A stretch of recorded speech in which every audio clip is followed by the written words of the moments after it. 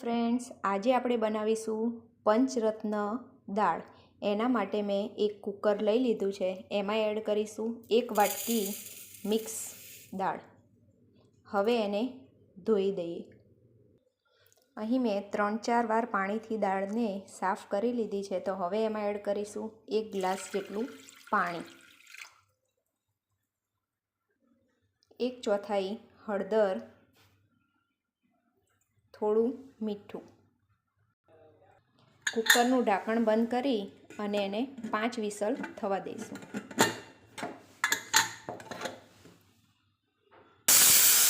હવે 5 વિસલ થઈ ગઈ છે તો ગેસની ફ્લેમને બંધ કરી દઈશું અને વઘાર કરવાની તૈયારી કરીએ.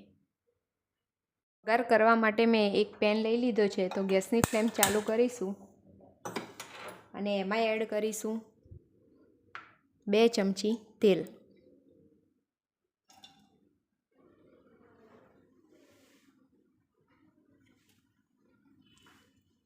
તેલને ગરમ થવા દઈશું. હવે તેલ ગરમ થઈ ગયું છે તો એમાં એડ કરીશું રાઈ.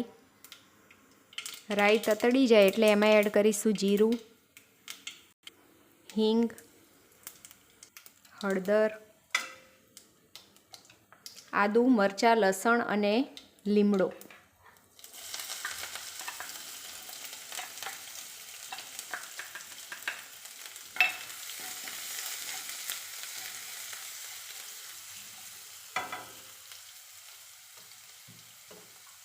હવે એમાં એડ કરીશું ડુંગળી.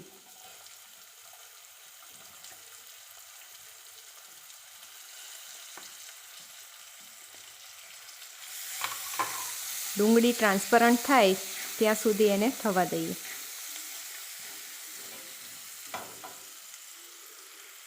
ડુંગળી સરસ ચડી ગઈ છે તો એમાં એડ કરીશું કેપ્સિકમ,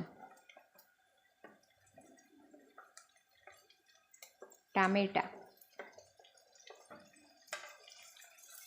હલાવીને બધી વસ્તુને થવા દઈશું.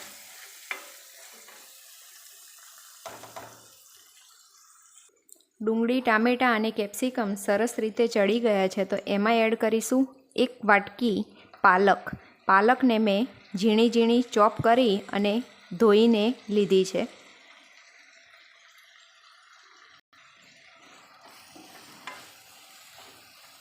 બધી વસ્તુને મિક્સ કરી લઈએ. પાલક ચડે ત્યાં સુધી એને થવા દઈશું.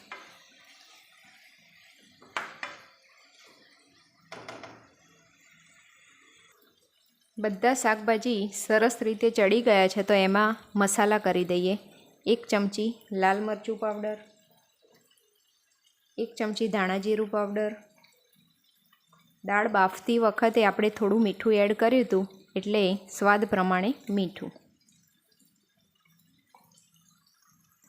1/4 ગરમ મસાલો. બધા મસાલાને મિક્સ કરી લઈએ.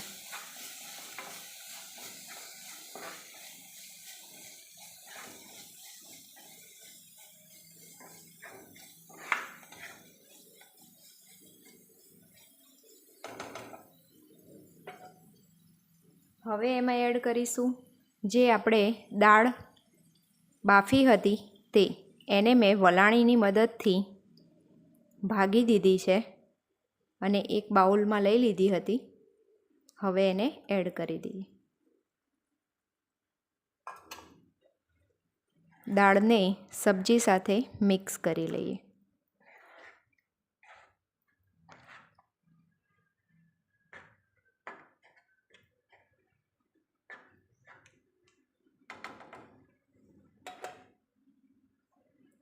દાળ જેટલી જાડી કે પાતળી રાખવી હોય એ પ્રમાણે આપણે પાણી એડ કરીશું. અહીં મેં અડધા ગ્લાસ જેટલું પાણી એડ કર્યું છે. એને હલાવીને ચેક કરી લઈએ તો દાળ હજી પણ મને જાડી લાગે છે તો હવે હજી પણ હું એમાં થોડું એવું પાણી એડ કરીશ.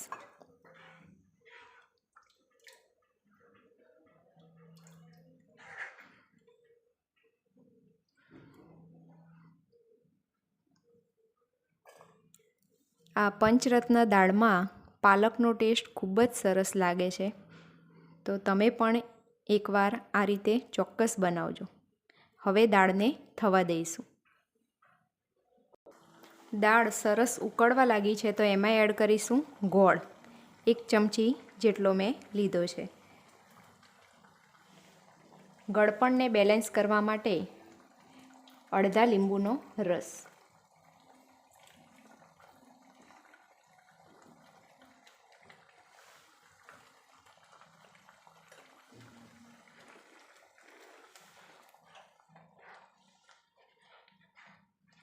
હલાવીને 2 મિનિટ માટે થવા દઈશું.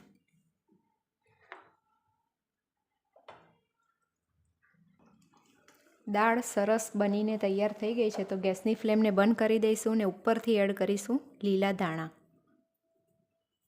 હવે એને સર્વિંગ બાઉલમાં સર્વ કરી લઈએ.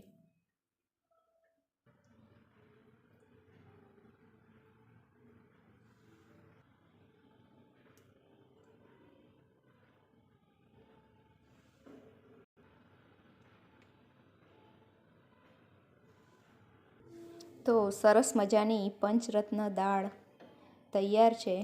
તો તમે પણ એકવાર મારી આ રીતથી એકવાર ચોક્કસ બનાવજો અને મને કમેન્ટમાં કહેજો કે દાળ કેવી બની, અને મારી ચેનલને લાઈક, શેર અને સબસ્ક્રાઈબ કરવાનું ના ભૂલતા.